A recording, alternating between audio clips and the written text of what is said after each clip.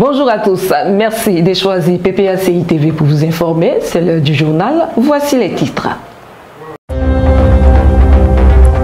Les interprétations des textes sacrés des remous au comité de contrôle. 2023 tire à sa fin, décrétée année de la jeunesse, que retenir? La 4e session du comité de contrôle du PPACI qui devait s'ouvrir le samedi 23 décembre 2023 à Cocody-en-Grès a été perturbée en raison des incompréhensions entre les membres de la structure, suivant le compte rendu de Sylvain Lobo.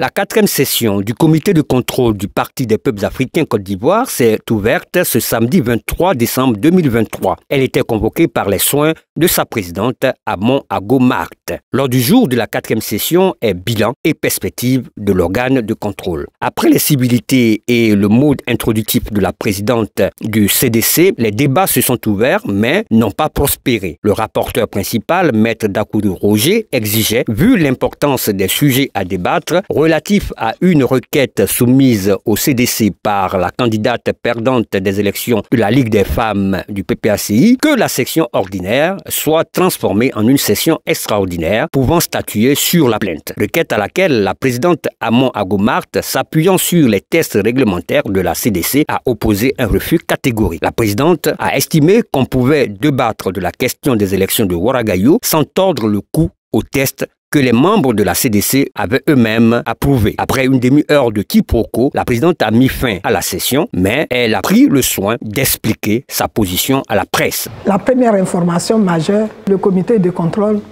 n'a pas été saisi par aucune des candidates à l'élection de la secrétaire nationale des Ligues des femmes. Je n'ai pas reçu de saisine en belle et due forme. Et comme vous le voyez dans les textes, concernant les contentieux, pour que nous soyons saisis et que nous siégions sur la recevabilité, il faut efficacement, il faut que ce soit d'abord le conseil politique et permanent soit saisi. Donc j'indique la procédure aux concernés, aux ceux qui voudraient se plaindre de des vices de procédure. Dans les textes du PPACI, la secrétaire nationale de la Ligue des femmes ou le secrétaire national de la Ligue des jeunes doit être élu au Congrès. Donc comme ça se passe pour tous les congrès, là, c'est au Congrès que nous devons donner notre résultat définitif. C'est le Congrès qui doit investir celle qui a été élue. Donc il faut que nous tenions bon. Donc moi particulièrement, je n'ai pas dormi, donc c'est fini. On allait, j'ai signé, là c'est le truc, le PV a fait, donc on est allé s'asseoir. Et dès que nous avons publié, nous étions en partance d'Abidjan, on était presque arrivé à Abidjan, quand déjà sur les réseaux sociaux, M. Dakouri là, a posté un post pour dire que le mardi, il va faire une conférence sur les réseaux sociaux sur la validité de la décision. Alors que les membres du comité de contrôle sont soumis à l'obligation de réserve. Ça est dans les textes. Pendant notre fonction et après notre fonction. C'est tellement un organe tellement sérieux, nous avons l'obligation de réserve. Et les secrets, les documents, tout ce que nous avons vu, nous ne devons pas en parler. Mais ce n'est pas l'image que nos camarades nous donnent d'avoir dans le comité de contrôle depuis le début. Jamais on a dit dans notre organisation que quand on doit valider les élections, il faut que tout le comité de contrôle soit réuni. Ce n'est écrit nulle part, ni dans les textes du PPACI, ni dans nos propres textes que nous avons tous adoptés. Ceux qui protestent là, ils m'ont toujours contesté depuis que j'ai été élu. Les militants doivent savoir une chose. La politique, c'est une vision de la société. Et la vision de la société adoptée par le président Laurent Gbagbo, fondateur, quoi qu'on le dise, de l'ancien FPI comme du PPACI, c'est une vision où l'homme est au centre. Mais en disant démocratie, ça ne veut pas dire que chacun prend la parole, fait ce qu'il veut. Démocratie, c'est pouvoir du peuple, pour le peuple, par le peuple. Qui dit peuple parle des personnes organisées, sinon on parle de population. Il faut que les gens fassent la différence aussi entre population et peuple. Le peuple a une histoire commune, le peuple a une foi commune, le peuple a des structures, des coutumes ou bien des lois qu'elle respecte, qui sont sacro-saintes. Les autres membres dissidents du comité de contrôle n'ont pas apprécié l'attitude de la présidente, la trouvant dictatoriale. Ils ont alors, sans tenir compte des tests réglementant le PPACI, décidé de la suspendre de ses fonctions jusqu'à nouvel ordre. Position désapprouvée par un grand nombre des femmes de la direction du parti qui ont apporté leur soutien à la présidente du comité de contrôle. On est venu vraiment pour marquer notre solidarité. Comme on dit chez nous, Yako, pour ce qui t'est arrivé. Mais dis-toi que tu n'es pas seul. Toutes les dames qui sont là, certaines continuent d'arriver pour te soutenir dans ce que tu as vécu. Nous pensons toutes que les instances indiquées, prenons l'affaire en main et réglerons rapidement cette question, ce problème. Parce que c'est inacceptable. Espérons que cette palabre inhérente à tout parti politique qui démontre de l'exercice de la démocratie en interne sera vite absorbée pour laisser place à des questions plus essentielles à la vie de la nation. Le ministre Justin Katinan-Koné, dans ses échanges avec la presse nationale et internationale, a abordé les aspects humains et financiers dans le cadre de l'organisation de la 34e édition de la Coupe d'Afrique des Nations, toujours avec Sylvain Lobo. La Coupe d'Afrique des Nations, la CAN, se jouera certainement en Côte d'Ivoire, pays organisateur, du 13 janvier au 11 février 2024. Cette CAN se veut, selon les officiels ivoiriens, la plus belle et la plus festive des CAN. À cet effet, le gouvernement ivoirien et les structures choisies pour accompagner la compétition mettent les petits plats dans les grands. Au plan politique, les aménagements techniques ont été faits, ce qui a vu le débarquement du ministre des Sports et ses attributions confiées au nouveau Premier ministre Robert Begremombe. Au plan infrastructurel, les officiels ivoiriens disent que tout est fin prêt pour accueillir dans des conditions idoines la compétition sportive interafricaine. Face à ce tableau réluisant et rassurant que dressent les autorités ivoiriennes, le Parti des peuples africains, Côte d'Ivoire, le PPACI du président Laurent Gbagbo, émet de sérieux doutes.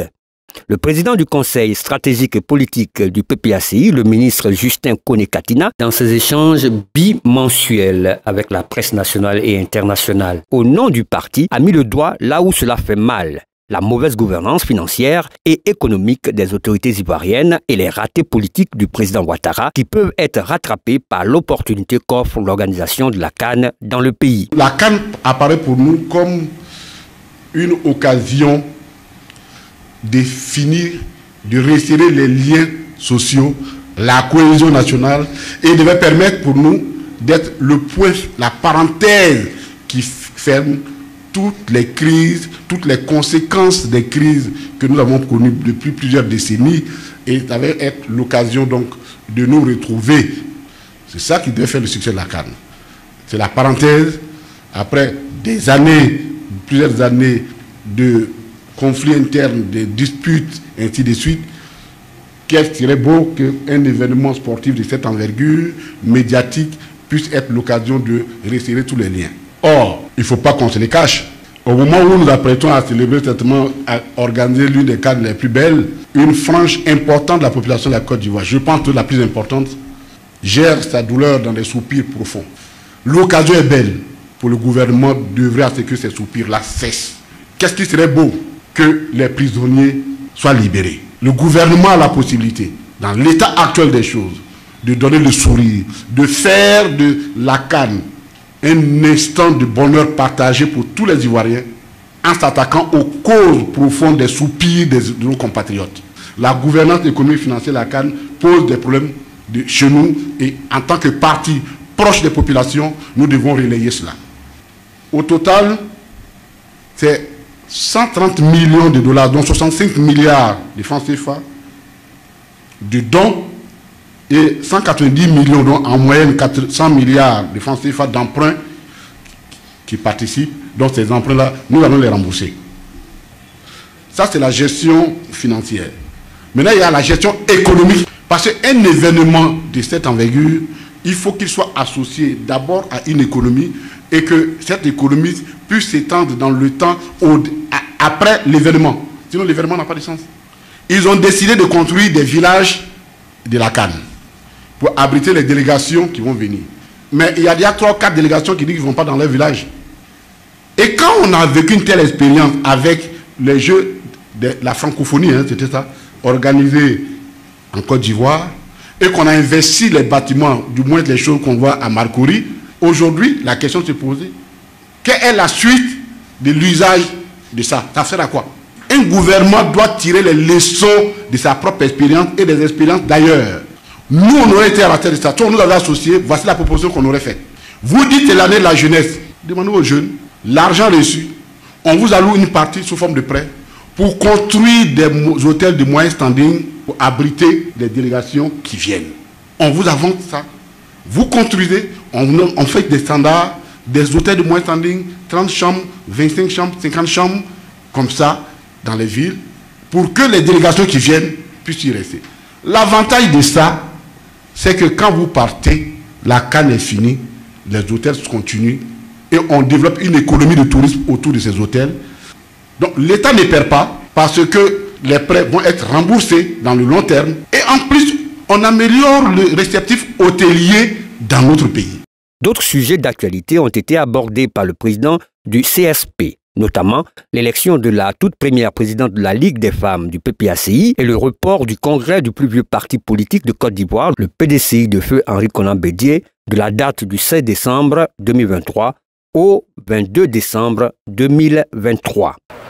La fédération de la sous-préfecture de Biébi, dirigée par Mbra Assikotia Emmanuel, a organisé sa rentrée politique le samedi 23 décembre 2023 à Biébi. Le maire Asimoudin Théodore, premier secrétaire général adjoint en charge de la mairie, en était l'invité spécial. Le projet de société du président Laurent Gbagbo pour la Côte d'Ivoire, c'est le thème de cette rentrée politique qui a réuni les militants et sympathisants. Après un bref tour dans le village pour les civilités aux autorités coutumières, le premier secrétaire général adjoint Asimoudin Théodore, en charge de la région de Lamé, est accueilli sur l'espace public, lieu de la cérémonie. La partie officielle démarre avec les mots de bienvenue du président du comité d'organisation et ceux du fédéral adjoint de Yakassé à Tobrou, le camarade Kokola Patrice.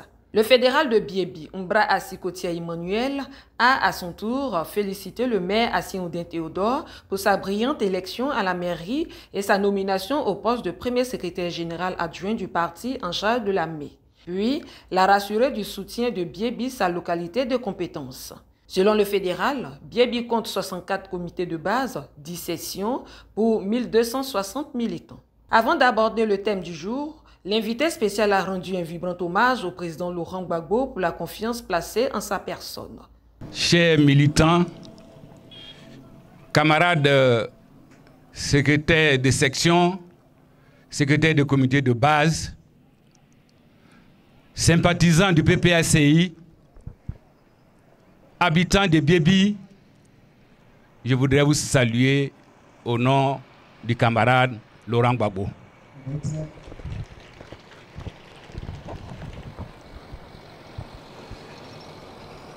Je voudrais, avant tout propos, rendre hommage au président Laurent Gbagbo pour m'avoir fait confiance. En 2 mois, j'ai eu 2 nominations. C'est une marque de confiance.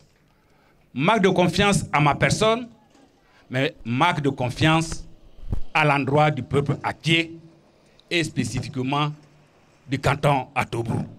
Cette marque de confiance nous appelle au travail. Nous devons continuer de travailler. Et nous faisons le travail selon ses instructions. Je suis là ce matin, non en qualité de maire, mais en tant que premier secrétaire général adjoint en charge de la mairie, pour venir appuyer et soutenir le fédéral Mbrassi qui, à Biébi ici, abat un travail formidable. Nous devons continuer à travailler, à faire du porte-à-porte. Population de Biébi. Rappelez-vous, il y a quelques années, de 2001 à 2011, où Laurent Gbagbo était aux commandes. Oui, je le dis avec fierté parce que je suis fils de paysan. Je n'ai pas à le cacher, j'en suis très fier. On a vu ici, Gbagbo n'est pas passé de village en village pour distribuer des billets de banque. Même Gbagbo vous a rétribué la valeur de votre travail en payant cher vos produits. C'est ça, le progrès pour la Côte d'Ivoire et le bonheur pour tous. Savoir redistribuer la richesse à tous ceux et surtout à la grande population.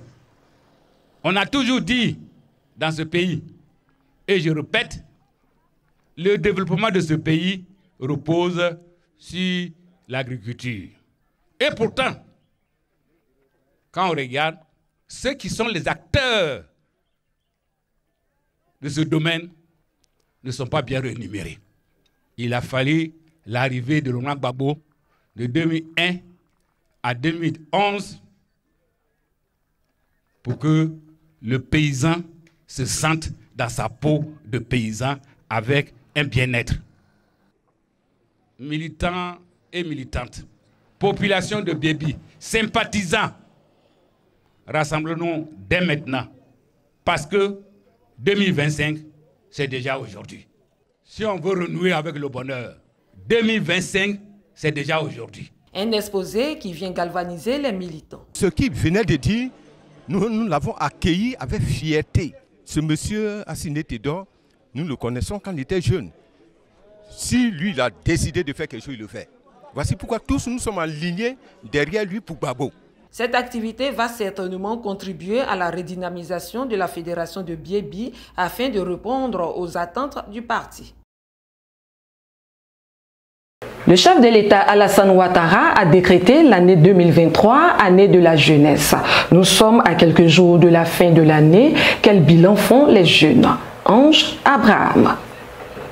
Je suis convaincu que votre talent et votre énergie sont une chance pour notre pays. Je crois fermement en votre capacité à contribuer au développement de la Côte d'Ivoire. C'est pourquoi j'ai décidé de faire de 2023 l'année de la jeunesse. C'était le 31 décembre 2022 à l'occasion de son adresse à la nation. Et cette annonce avait suscité beaucoup d'espoir chez les jeunes. À moins d'une semaine de la fin, qu'en est-il de l'année de la jeunesse? On dit que c'est l'année de la jeunesse. Nous les jeunes, nous n'avons pas constaté. Parce que rien ne s'est passé. On apprend que cette année, c'est l'année de la jeunesse. Mais nous n'avons rien constaté. Nous ne voyons rien. On sait que c'est l'année de la jeunesse. Mais qu'est-ce qui se passe? Nous les jeunes, où on nous met? Nous, on ne sait pas. On nous place où? Nous sommes des jeunes. Nous allons à l'école.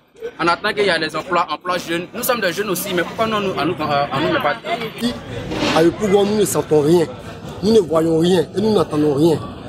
Si ce n'est qu'on appelle la propagande médiatique de la RTI, dire que non, l'année 2023 a été décrétée comme année de la jeunesse. Franchement, nous ne pouvons pas faire de la politique, nous ne sentons rien, nous ne voyons rien. Dans son discours, le chef de l'État avait annoncé apporter 1 milliard par jour à la jeunesse. L'a-t-il fait et comment? Où est passé l'argent? Quels sont ceux qui en ont bénéficié? Nous n'avons même pas reçu 1000 francs pour dire 1 milliard. Nous n'avons rien reçu, donc pour nous, c'est du faux. Tous les Ivoiriens, tous les jeunes Ivoiriens ne sont pas des lettrés. Parce que c'est à la télé, on vient parler de l'année de la jeunesse. Mais pourquoi est-ce qu'il n'y a pas des structures qui sortent pour venir sur le terrain?